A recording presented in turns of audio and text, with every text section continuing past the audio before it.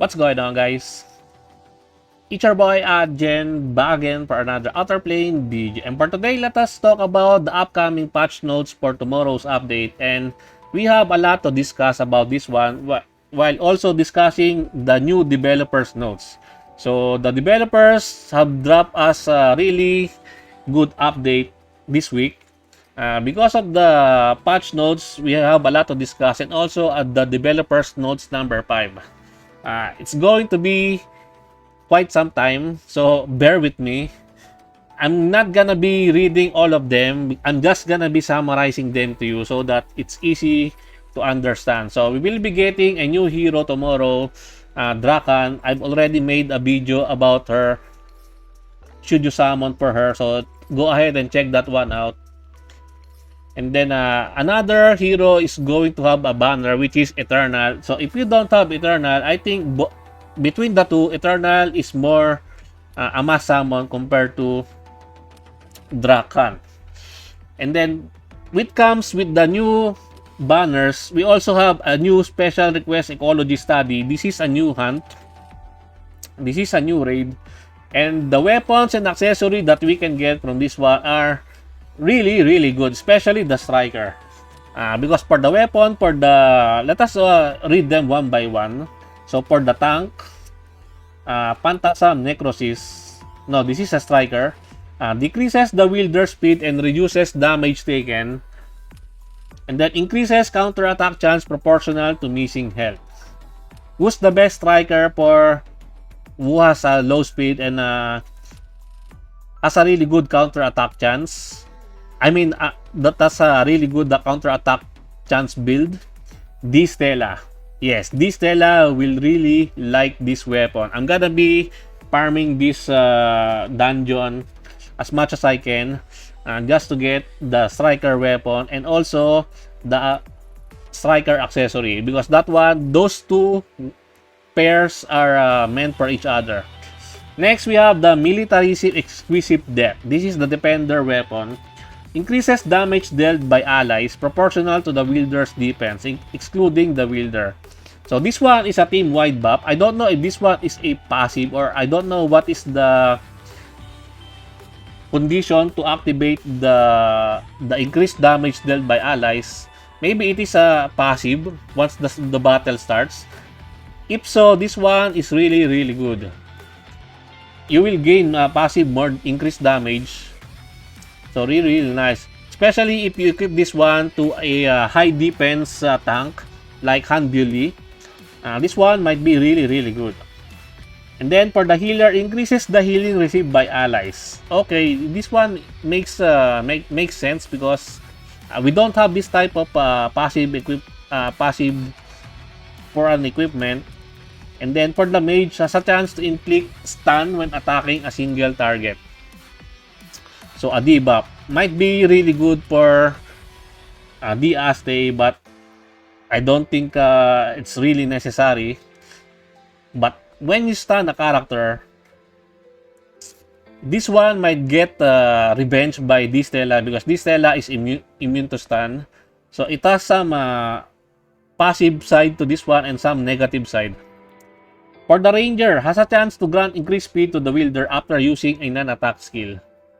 I'm not sure if this one is really good, because a lot of rangers has the only ranger that I know that can utilize this one is Valentine and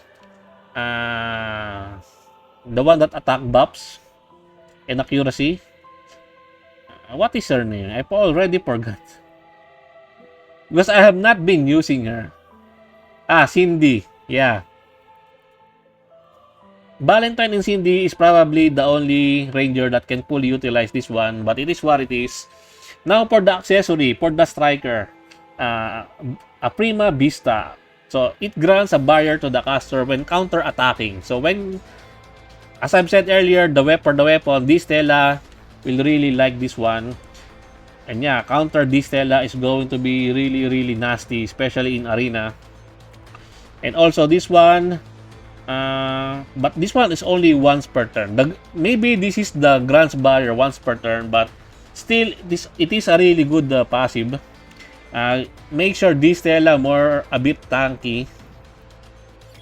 And then we have here the Defender class, decreases enemy team attack. There are no statement here how to activate this one. They should have been clear with this one, because this one is pretty big. Not gonna lie, guys, these descriptions are pretty big in my honest opinion, but it is what it is. Next, for the healer accessory, has a chance to decrease the wielder's debuff durations when an enemy takes an action, only once per turn. This one is kind of I think the revive is way better compared to this one. Mage, if the wielder has a debuff on their turn, increases priority once every 2 turns. They did not state how much increased priority this one, so this one is still pretty big. But usually, Diaste will always get debuff, right? Probably, if you're not equipping Diaste with immunity. But if you have the immunity built with your Diaste like mine, this one is kinda meh. Next, for the Ranger, increases damage dealt by allies to boss enemies for PvE. I'm not really interested in PvE, so I might be biased, but this one is kind of meh to me. And then these are the crafting materials. And then we have a lot of package. Login pack, clear area section. These are all packages that I'm not really interested. So if you're a paying player, you might want to check this one out, but I'm not really interested with these packs.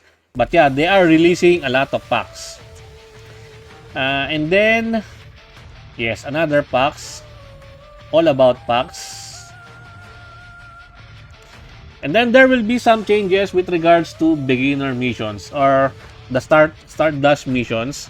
So if you are a new upcoming player to Outerplane, you are in a good spot to start playing Outerplane, because the developers are changing a lot of things with regards to the beginner missions or the guide quest missions on the rewards that you can get, and also the hero that is available on the selector are somewhat new.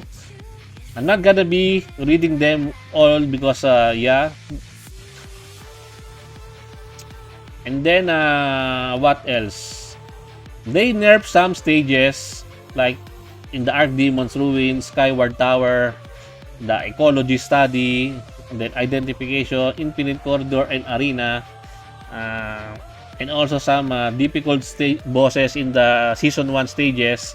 A lot of them have been nerfed, so that the upcoming new players or beginners can fully enjoy or can easily get the guide quest mission, can easily clear the guide quest missions, and start farming for Hell Farming Arena.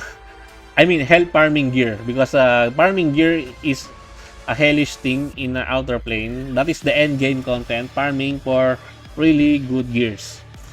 And then there are going to be an element selection recruitment. So this one, Fire Element Banner, the only 3-star characters that you can get from this one are going to be Aste, Christina, Valentine, Eternal, and Air. Then for a Water Banner, Tamara, Rin, Laplas, Mayne, and Beth will be available. And for the Earth Banner, Hanbyu Lee, Alice, Syra, Noah, Notia. I don't think it's really good to summon for this type of banners, but it is what it is. It is up to you whether you should be spending your resources on this one.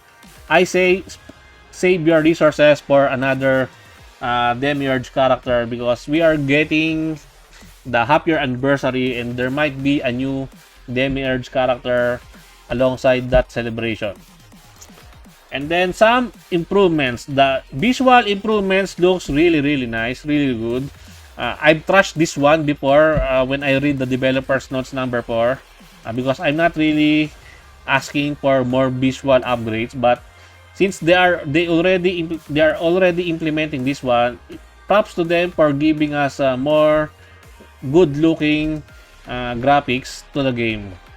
It really enhances some gameplay, but since me myself is already in the end game content, so this one are not really helpful to me. That is why I've trashed this one during my review on the developer's notes for.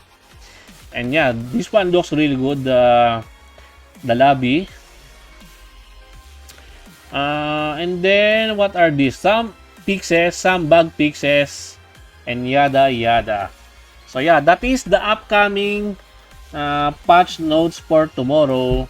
I'm gonna be talking now about the developer's notes in another separate video because this one is already too long. So yeah, please bear with me, and I would gladly appreciate it if you will support and watch my developer's notes number 5 review. Anyway guys, I think that's it for me for today. I hope you enjoyed this video. Please leave a like and subscribe. I would really appreciate it if you could help me grow my channel more. And thank you to everyone who are supporting my channel. I appreciate every one of you. Until next time, peace.